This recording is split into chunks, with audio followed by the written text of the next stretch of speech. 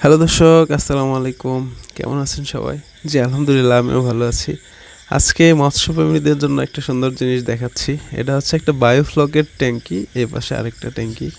এখানে বায়োফ্লক পদ্ধতিতে মাছ চাষ করা হয়। যারা মাছ চাষী তারা অবশ্যই বায়োফ্লকের সাথে পরিচিত।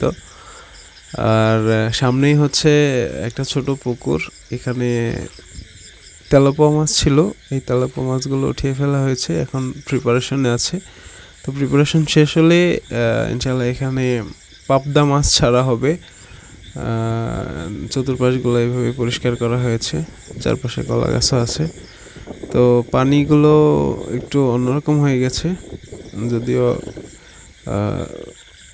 পানি দেওয়ার জন্য সর্বোত্তম ব্যবস্থা আছে, তারপরেও একটু অন্যরকম হয়ে গেছে। কিছুদিন আগে এখান থেকে মাছ আহরণ করা হয়েছিল তাই। তো ঠিক আছে, ভালো থাকবেন সবাই। আল্লাহ হাফেজ, আসসালামু আলাইকুম।